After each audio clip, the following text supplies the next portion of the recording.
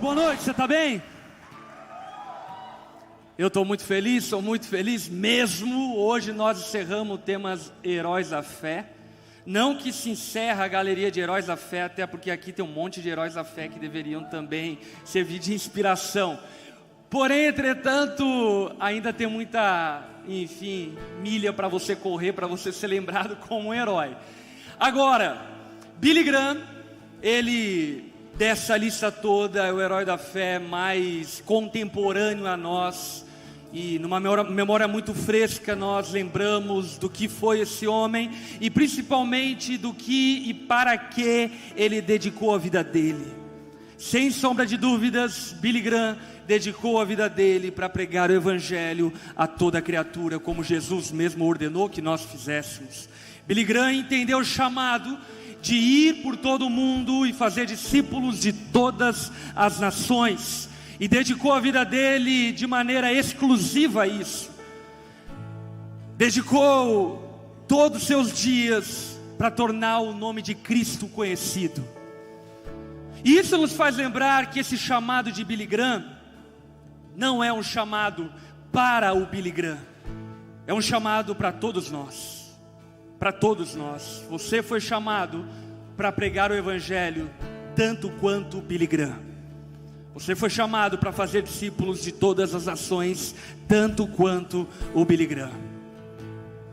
E a história de Billy Graham anuncia e prega para nós acerca da seriedade com esse chamado. Por esse motivo, inspirado na história de Billy Graham, o tema da mensagem que eu quero ministrar nessa noite, eu intitulei como Não Siga o Seu Coração, Obedeça a Jesus. Olha para quem está ao teu lado e diga: não siga o seu coração, obedeça a Jesus. Até porque a palavra mesmo diz que o nosso coração é enganoso. A Bíblia diz também que nós devemos guardar o nosso coração. E por vezes eu penso que nós, como cristãos, vivemos de maneira muito emotiva a nossa fé. E obviamente que existe espaço para emoção, amém? Porém, o carro condutor da nossa jornada, da nossa caminhada, não pode ser as nossas emoções. O carro condutor da nossa jornada enquanto cristãos precisa ser o senhorio de Jesus e a obediência a Ele. Porque aquilo que vai te sustentar no dia mau não é o teu coração. Aquilo que vai te sustentar em meio aos desafios não é o teu coração, mas é única e exclusivamente a consciência de que Jesus é Senhor, de que Ele é Senhor. Por esse motivo, se você ainda não tem Jesus como Senhor, você também não pode tê-lo como seu Salvador. A salvação é proveniente primeiramente de uma compreensão de que Jesus é o Senhor, para a glória de Deus Pai, e que todo joelho se dobrará, toda língua confessará que Ele é o Senhor. E o que nós estamos fazendo diante disso, a partir do que nos foi revelado, é nos antecipando para essa realidade que o mundo e o universo todo há de um dia concluir, que Jesus é digno de obediência. Amém? Por isso, não siga o seu coração, obedeça a Jesus. E aqui eu quero citar dois personagens, um tão humano quanto nós, o outro tão humano quanto nós, mas ainda Deus, que é o próprio Jesus. O apóstolo Paulo, em 1 Coríntios capítulo 9, versículo 16, diz: contudo, quando prego o evangelho, não posso me orgulhar, pois me é imposta a necessidade de pregar. Ai de mim, se não pregar o evangelho. Paulo, nesse capítulo, ele está falando e argumentando e defendendo o direito que o pregador do evangelho tem de ser sustentado pela pregação do evangelho. Mas no fim das contas ele vai concluindo dizendo: olha, não importa se eu receber ou não receber algo em troca, mesmo que eu seja digno e mereça receber, O que importa é que eu tenho um chamado, e o meu chamado eu não posso abrir mão. Ai de mim se eu não pregar o Evangelho, porque me foi incumbida a missão de pregar o Evangelho, porque me foi incumbido o propósito de tornar o nome de Jesus conhecido, famoso em toda a terra. Essa consciência que pairava sobre a vida do apóstolo Paulo precisa também penetrar no íntimo do nosso coração. Nós não fazemos um favor a Deus quando pregamos o Evangelho. Nós obedecemos a Deus quando pregamos o Evangelho. Nós não estamos ajudando a igreja e a obra de Deus quando nós fazemos discípulos. Nós estamos obedecendo a Jesus. Não se trata da igreja, não se trata de uma instituição, não se trata de absolutamente nada, a não ser do único e exclusivo fato de que Jesus é Senhor, e Ele nos convocou para pregar o Evangelho a toda criatura. Você não está onde está porque simplesmente você achou esse ambiente para receber um salário no fim do mês. Não. Na soberania divina Ele estabeleceu e te plantou nos lugares aonde vocês estão, para que nesses lugares vocês preguem o Evangelho. Posso ouvir um amém para isso? João capítulo 4, versículo 34. Jesus, quando arguido pelos discípulos se Ele queria comer, Ele diz para os discípulos: a minha comida é fazer a vontade daquele que me enviou e concluir a sua obra. Mais uma vez, Jesus, em obediência ao Pai que lhe enviou, declara em alto e bom tom que a minha necessidade mais básica não é de pão. A minha necessidade mais básica é de fazer a vontade do Pai. E sabe qual era a vontade do Pai para o Filho? Que Ele morresse em uma cruz e isso possibilitasse a salvação por meio da fé de todo aquele que crê. E Jesus está dizendo: olha, eu sou apaixonado, eu vim aqui, eu estou aqui para morrer numa cruz. Eu não posso me distrair, porque a minha comida é fazer a vontade do Pai. A minha necessidade mais básica é fazer a vontade do Pai. A partir disso, eu quero que vocês abram a Bíblia num versículo, num texto muito conhecido de todos nós. Evangelho segundo Mateus, capítulo 28, versículo 16.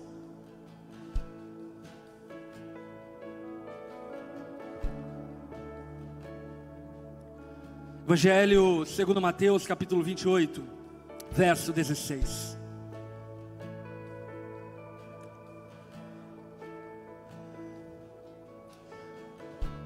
Jesus, aqui nessa altura do campeonato, havia vivido toda uma vida santa, morrido em uma cruz como profetizado pelos profetas. E como profetizado pelos profetas e por Ele mesmo, ao terceiro dia ressuscitado. E depois de ressurreto, Ele marca um encontro com os seus discípulos.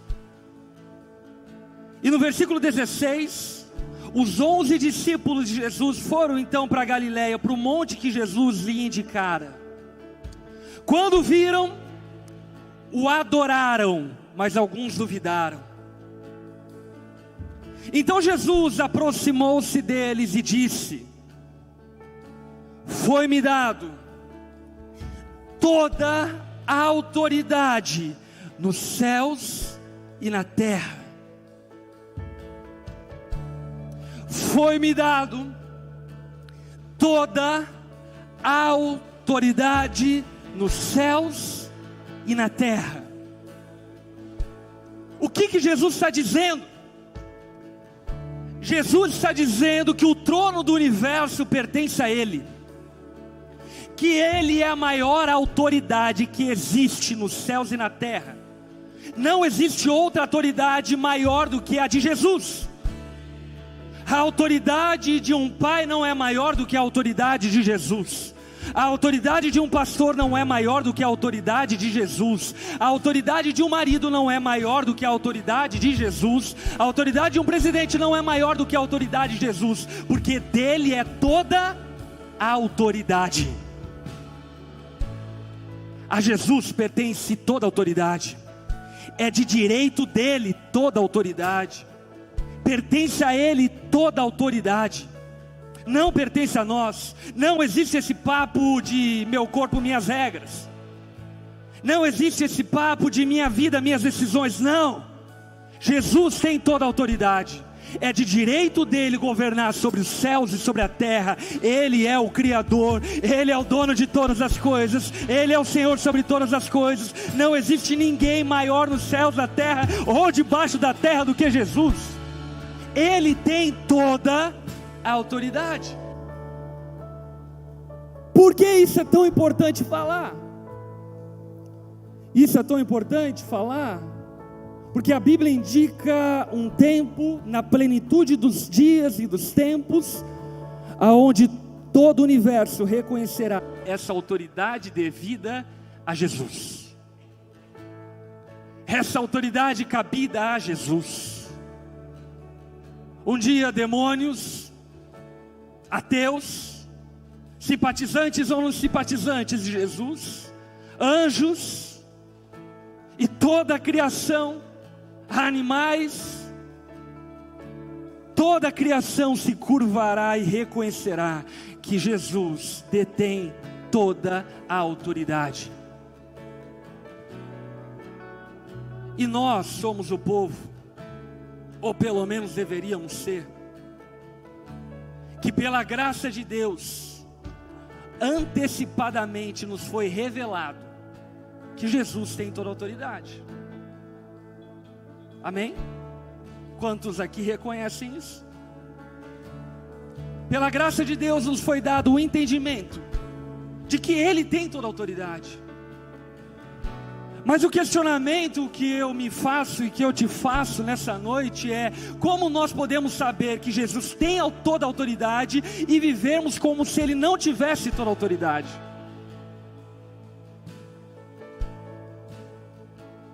A única coisa que eu concluo a partir disso é que, na verdade, inclusive aqui no nosso meio, existem pessoas genuinamente convertidas à autoridade de Jesus, mas existem também muitas pessoas aqui no nosso meio convencidos humanamente acerca da autoridade de Jesus. E uma coisa que eu percebo a partir da minha experiência como pastor e estudando a palavra de Deus, é que se o Espírito não te convencer acerca da autoridade que Jesus tem, nenhum homem pode fazer isso. E se fizer, você temporariamente é convencido, mas não definitivamente é convencido. Os discípulos estavam em um estado de total convencimento. Eles estavam entendendo que Jesus detinha toda a autoridade nos céus e na terra, ou seja, em todo lugar. As estrelas marcham sobre o governo de Jesus, os ventos são soprados sobre o governo de Jesus, as marés sobem e descem sobre o governo de Jesus, os rios fluem para o mar sob o governo de Jesus, porque Ele tem toda a autoridade. Jesus introduz isso aos seus discípulos, e introduzindo isso, Ele então vai falar sobre a implicação disso. Se eu tenho toda a autoridade, se foi me dado toda a autoridade, e você reconhece isso, portanto, você manja de língua portuguesa? Consequentemente, entretanto, portanto, concluindo, a partir disso, portanto, vão e façam discípulos de todas as nações. Aqui eu quero fazer uma observação no portanto. Portanto,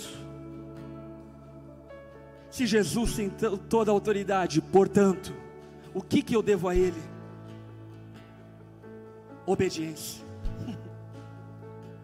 Se Ele tem toda a autoridade, portanto, como eu devo viver? Obediência. E se eu não vivo obedientemente, pastor? Você vai para o inferno. Simples assim.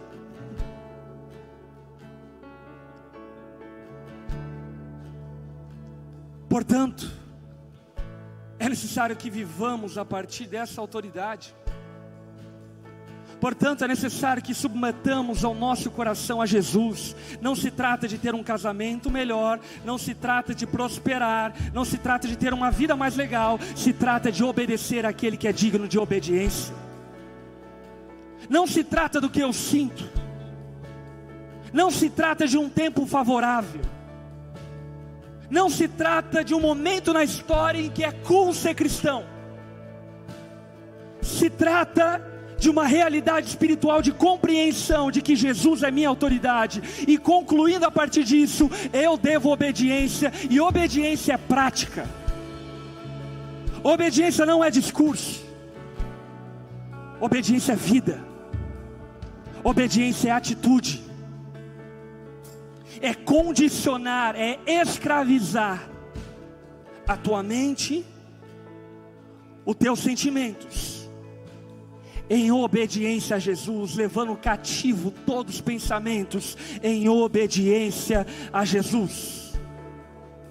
Portanto, meus irmãos, Jesus é digno da nossa obediência, sem sombra de dúvida. Ele é digno da nossa paixão. Mas se não tiver paixão, basta obediência.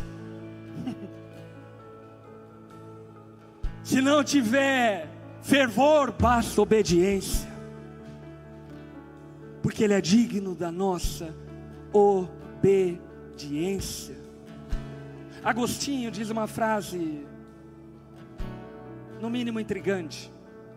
Ele diz o seguinte: Deus não será maior se você o respeitar, mas tu será maior se o servires.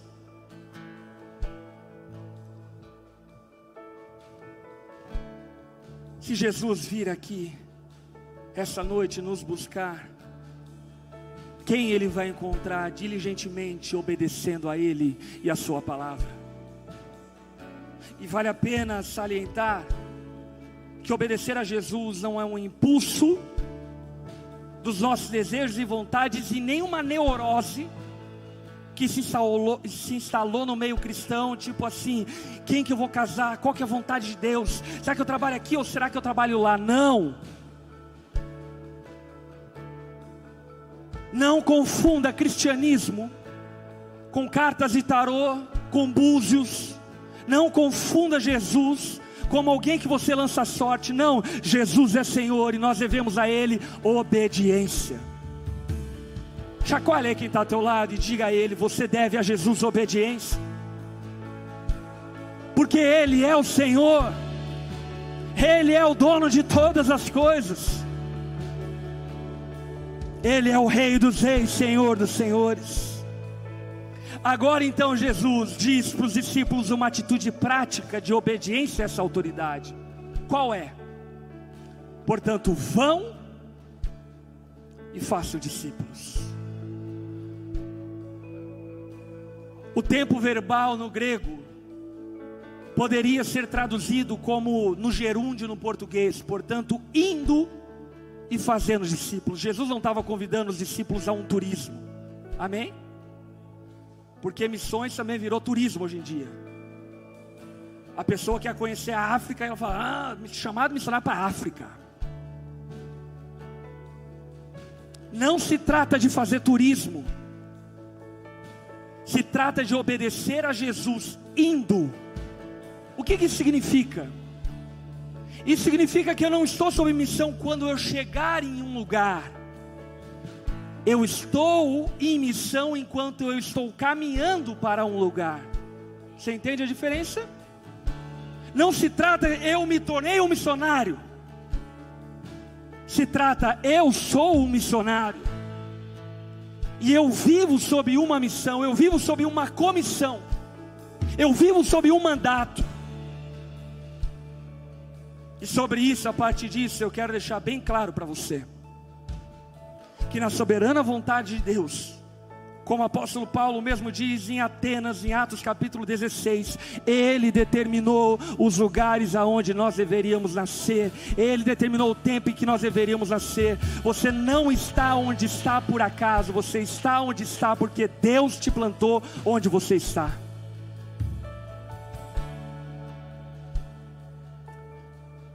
Esses tempos atrás eu estava pregando em uma conferência nos Estados Unidos,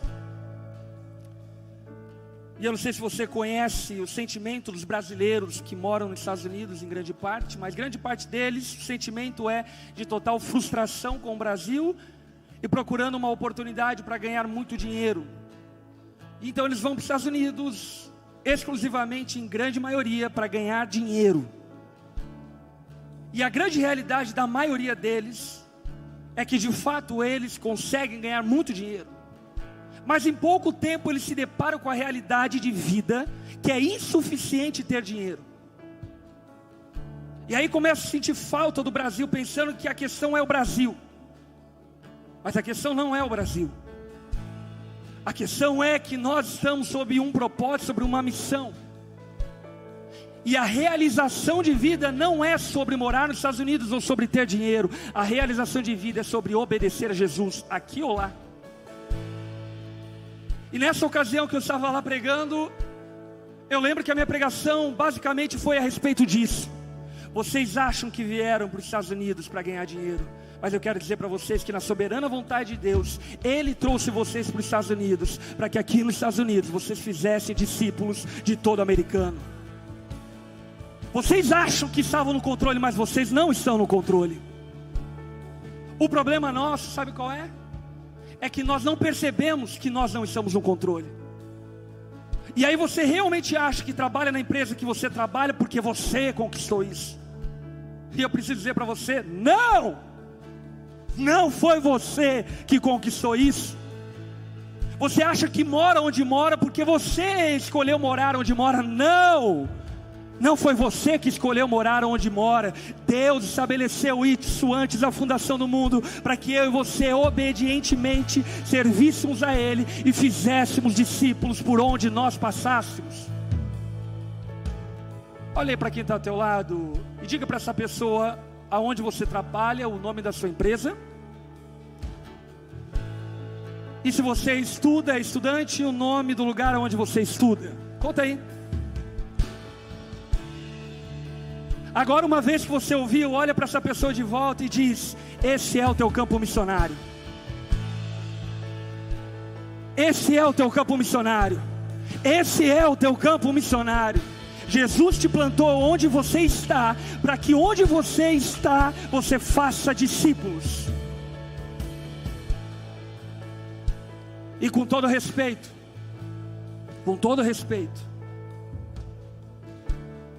na verdade eu não respeito, estou mentindo. Algumas pessoas chegam para mim e falam: Lipão, eu queria ser pastor. E aí eu olho para elas e digo: ok, de quem que você cuida? Você não cuida nem da senhora tua mãe? Você quer cuidar de gente? Na verdade você não quer ser pastor, você quer um cabide numa repartição religiosa. Você quer um cabide de emprego. Você não tem compromisso com Cristo, você não tem compromisso com Jesus, você não tem compromisso com o Senhor. Você tem compromisso com o teu ego, você tem compromisso com as tuas emoções, você tem compromisso com as tuas vaidades.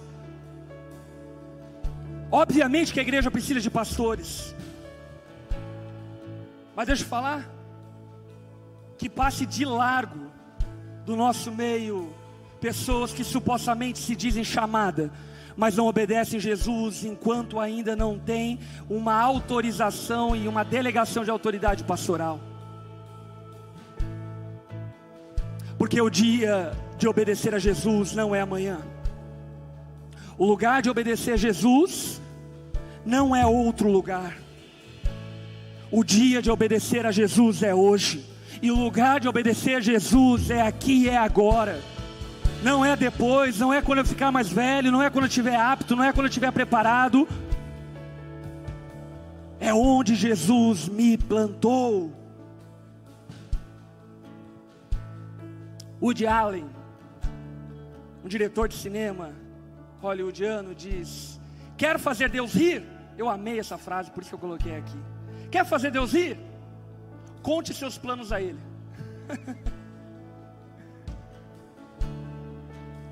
Quer fazer piada celestial? Diga para Deus o que você sonha, quais são teus planos. Sabe por quê? Todos os anjos, apóstolos e testemunhas vão rir da sua cara. Tão infame é o teu cristianismo, tão nojento é a tua vida com Cristo. Não se trata do que eu quero, se trata do que Deus quer. E quando eu vivo o que Deus quer, Ele me encaminha para onde Ele quer me levar. Você compreende isso? Jesus está nos chamando para fazer discípulos. Obedeça a Ele. E sabe, meu irmão, isso é um chamado sob o fundamento apostólico. O que eu quero que você entenda acerca disso é: o apóstolo foi uma palavra emprestada por Jesus do Império Romano e adequada ao entendimento do Novo Testamento, aonde no Império Romano o apóstolo era aquele que governava um navio, um barco, que ia colonizar uma região conquistada pelo Império Romano. Então o apóstolo, ele tinha a missão de colonizar com a cultura helênica, greco-romana, a região conquistada. O que é fazer discípulos? Colonizar a terra com a cultura do céu. Fazer discípulos não é dizer Jesus te ama. Pode começar com isso, mas não é. Fazer discípulos é colonizar a terra com a cultura do céu. Se nós não formarmos homens iguais àqueles que tem no céu, nós não estamos fazendo discípulos. Se nós não formarmos mulheres iguais às santas mulheres que estão no céu, nós não estamos fazendo discípulos. Se nós não formarmos famílias igual à família celestial, nós não estamos fazendo discípulos. O que a gente está fazendo? Eu vou te falar: entretenimento gospel. E sabe qual é o poder do entretenimento gospel? Nenhum. Absolutamente nenhum. Portanto, o chamado de fazer discípulos, meu irmão, não é sentar com uma pessoa toda semana e fazer uma lição com ela de discipulado, não. O chamado de fazer discípulos é trazer a realidade, a cultura do céu para a vida daquela pessoa, ao ponto que ela viva a cultura do céu. Você está me entendendo? Portanto, façam discípulos. E aí então Jesus, ele nos vai dar agora 2 comos e finaliza com uma promessa. O primeiro como: batizando-os em nome do Pai, do Filho e do Espírito Santo. Escuta aqui: não existe discipulado e vida cristã sem morrer para si mesmo. Não existe. Se alguém quiser vir após mim, negue a si mesmo, tome a sua cruz todos os dias. Alguns dias? Não, todo dia. Tome a sua cruz todo dia e me siga. Pois quem quiser ganhar a sua vida, a perdê-la-á. Mas quem perder a sua vida por minha causa e pelo Evangelho, esse a salvará. Portanto, o convite de fazer discípulos, meu irmão, não é simplesmente agregar tietagem gospel. Jesus não quer um prédio cheio de pessoas. Jesus quer uma terra cheia de discípulos. Você entende a diferença? Não se trata de encher a tua sala de pessoas reunidas. Se trata de encher a terra de filhos de Deus, identificados com a morte de Jesus e com uma nova vida. Portanto, se você não viu essa realidade, eu preciso declarar ela para você. Levantar a mão num culto, vir à frente um apelo, não te salva. Se você não tomar uma atitude de obediência e de morte da sua velha natureza, carregando a cruz de Cristo todos os dias, você pode passar o resto da tua vida frequentando uma igreja e ainda assim o teu destino é o inferno. É necessário que nós nos identifiquemos com a morte e com a ressurreição de Cristo. Sabe qual é um grande problema, ao meu modo de entender, do retrato da igreja brasileira?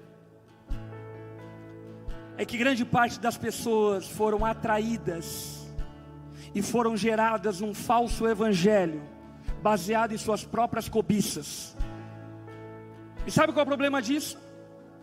Que alguém que foi ganha pela sua cobiça, precisa ser sustentada também pela sua cobiça.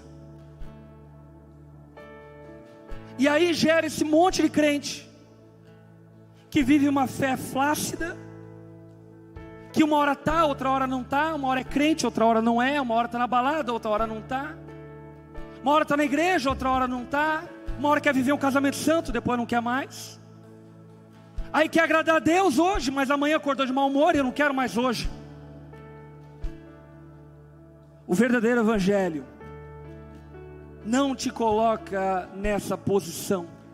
O verdadeiro evangelho te identifica com a morte de Cristo e com a ressurreição dele.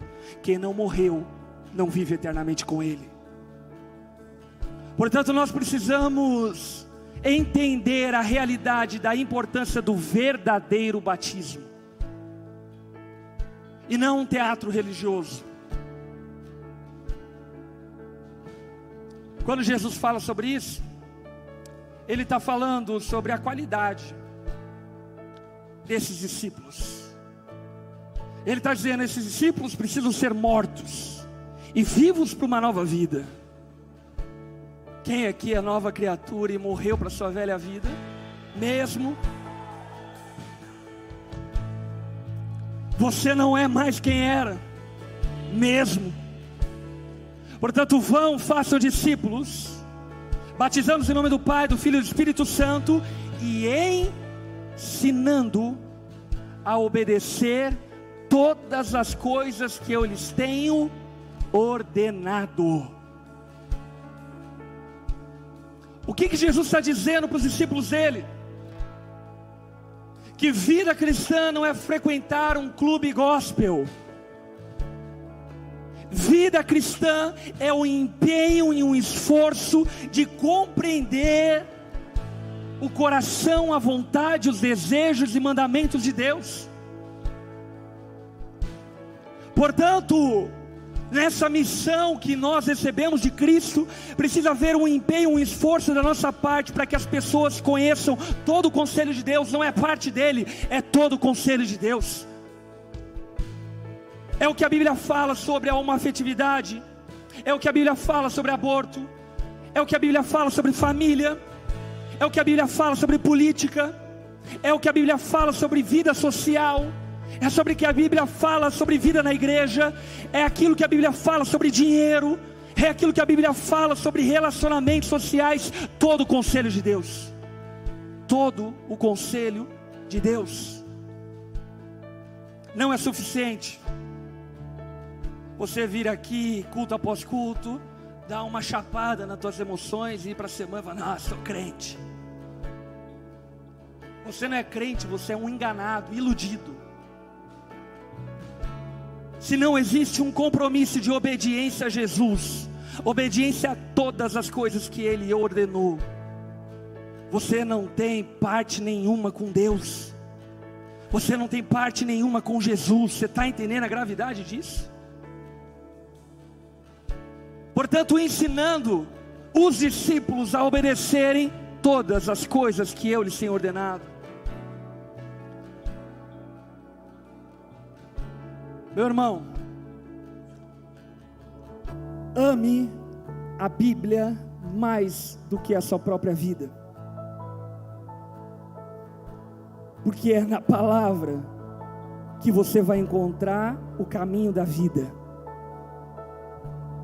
Ame a Bíblia mais do que as suas ideias e opiniões, porque é na palavra que você vai encontrar sabedoria.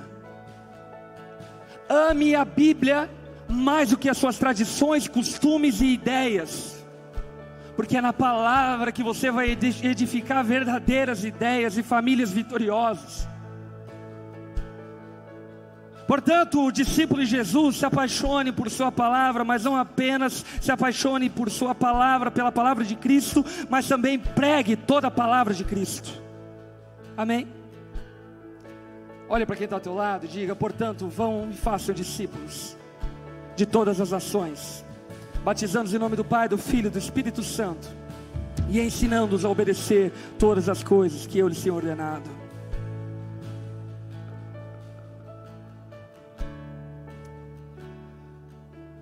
Se um homem professa a fé em Cristo e se desvia ou não progride na sua vida piedosa, isso não significa que ele perdeu a salvação.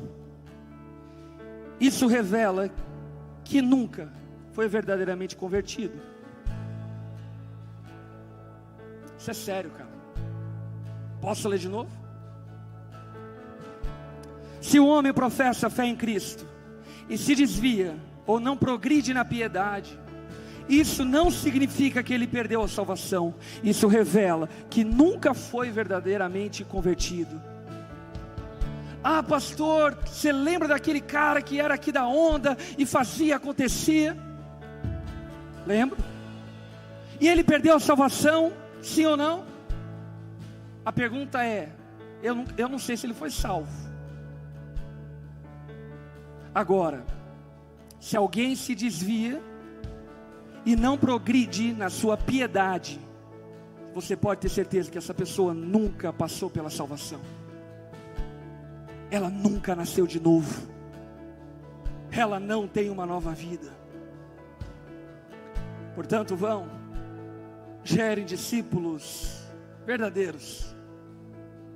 E aí nós temos uma promessa. Qual é a promessa? E eu estarei com vocês até a consumação dos dias. Jesus está dizendo: ei, meu irmão, vai para a tua faculdade, vai para a tua casa, vai para a tua família corajosamente, chega na tua casa e faça discípulos na tua casa, e eu vou estar com você na sua casa. Quando você menos perceber, você vai ver a minha ação agindo através de você, porque eu prometo estar com você, se você estiver em obediência ao chamado que eu lhe confiei. Não tenha medo, filho, não tenha medo de pregar o Evangelho. Na minha vida já tiveram vários episódios interessantes acerca da pregação do Evangelho. Por exemplo, eu já fui pregar em lugares aonde exige um tanto quanto de respeito pela história do lugar. Já fui pregar em igrejas centenárias. Já preguei em igrejas onde havia multidões. Já preguei na televisão. Já preguei em universidades extremamente secularistas. E falei de Jesus. Já falei de Jesus na minha casa. Na época do meu ensino médio, eu batizei 5 pessoas na minha sala. Quando eu comecei a cursar sociologia, eu preguei de Jesus para os meus professores. E o que eu tenho feito dia após dia, semana após semana, é continuado a pregar o Evangelho. E sabe o que eu tenho percebido? A promessa de Jesus não é falha. Ele realmente nos acompanha por onde nós formos. É impressionante o quanto o favor dele corre atrás daqueles que estão em obediência ao chamado dele. E nessa noite eu quero ressuscitar isso no seu interior. ressuscitar esse senso de significado. Você não é membro de um clube gospel, você é membro da família de Deus, convocado por Deus para que nesse tempo, nesses dias e por onde você for, torne o Evangelho de Cristo conhecido através da sua vida. Eu posso ouvir um amém para isso? Você faz parte do plano de Deus para a salvação deste mundo, meu irmão. Portanto, obedeça. Não se trata de paixão, se trata de obediência. Não se trata do que eu quero, se trata de obediência. Não se trata do que eu sinto, se trata de obediência. Não se trata do que eu estou passando, se trata de obediência. Não se trata dos meus ânimos, se trata de obediência. Não se trata se eu estou numa crise, se trata de obediência. Porque Jesus é Senhor. Pelo menos eu reconheço isso. Se nessa noite, diante de Deus, você quer renovar essa atitude de obediência. Talvez você perdeu isso há muito tempo, sabe? Talvez você está numa empresa que há 2 anos você já não prega o Evangelho. E talvez até inclusive você se convenceu com frases não bíblicas, como por exemplo, para pregar o Evangelho, se preciso use palavras. Não, para pregar o Evangelho tem que falar do Evangelho. A tua boa atitude é moralismo, não é Evangelho. Evangelho é a mensagem da salvação para todo aquele que crê. É necessário anunciar, é necessário falar. Como crerão se não há quem pregue?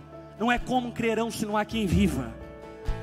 É como crerão se ninguém anunciar a mensagem do Evangelho. Se nessa noite você quer dizer para Jesus: eis-me aqui, Jesus. Talvez reativar aí no teu interior o teu chamado, sabe? A tua consciência de chamado, e dizer: Jesus, me perdoe, eu estou aqui, eu estou inteiro, vamos para cima. Vamos transformar o mundo para a tua glória, Jesus. Vamos para todos os lugares que você me levar, seja no Brasil ou fora do Brasil, fazendo discípulos de todas as nações, porque é para isso que eu vivo, a partir do momento que eu reconheci que você é o meu Senhor. Trabalhar é uma desculpa para pregar o Evangelho. Casar é uma desculpa para pregar o Evangelho. Viver e viajar é uma desculpa para pregar o Evangelho, porque no final das contas, para o que eu vivo é para pregar o Evangelho. É para isso que eu vivo. Se você quer dizer para Jesus: eis-me aqui, coloque-se em pé no seu lugar.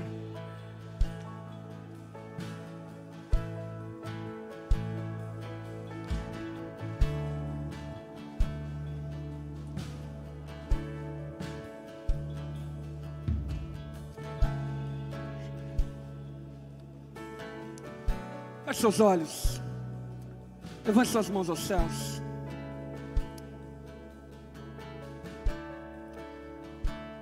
E agora, numa atitude de humilhação e humildade diante de Deus, faça a tua oração. Diga para Jesus: eu estou aqui, Jesus, me perdoe. Me perdoe porque as atividades da vida me cegaram. Me perdoe porque as minhas emoções ofuscaram o teu chamado. Sabe, talvez você já foi um feroz discipulador, um feroz pregador do Evangelho, e a apatia te dominou de tal forma. Diga para Jesus: Jesus, me perdoe. Eu estou aqui, Jesus. Eu reconheço que você é Senhor, você é o meu Senhor.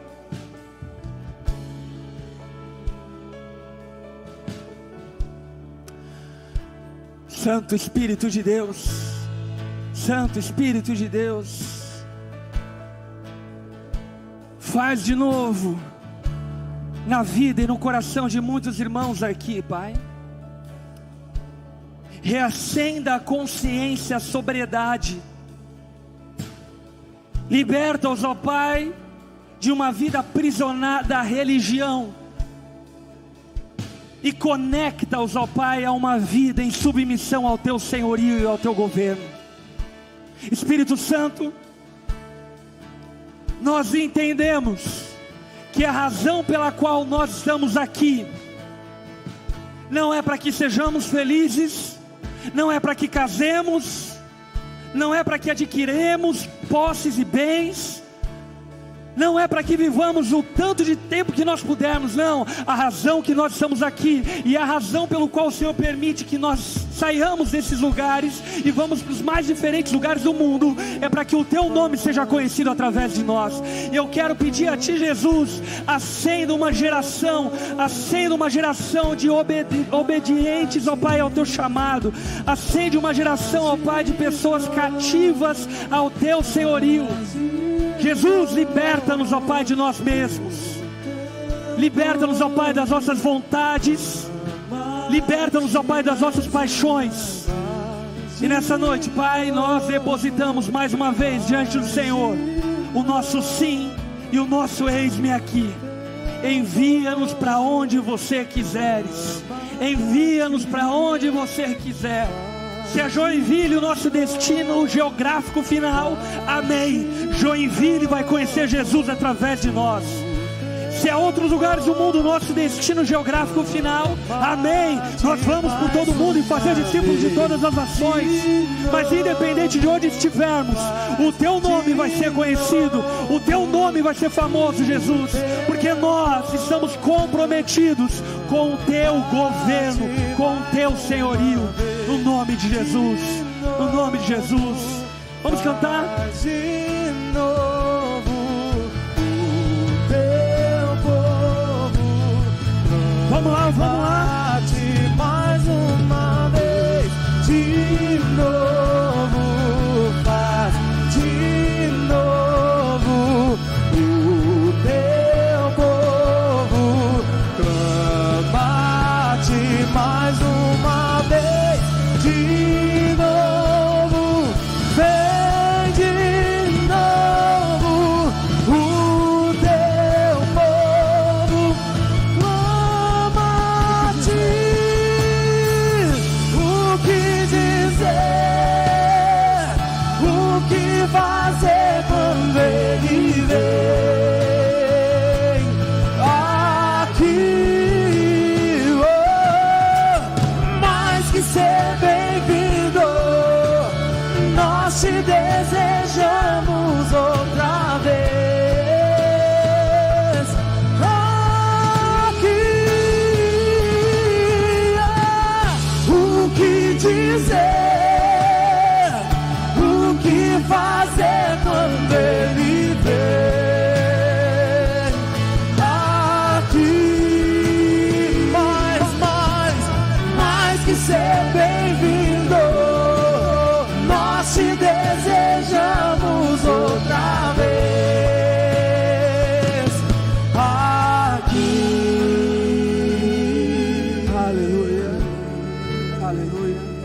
Abraça o teu irmão que está do seu lado. Diga a ele: eu não sei você, mas eu tenho um Senhor, e eu devo a Ele obediência. Quantos aqui estão juntos? Estamos juntos ou não estamos?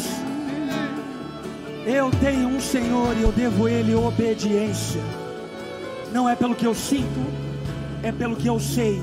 Ele é o meu Senhor e eu devo a Ele obediência.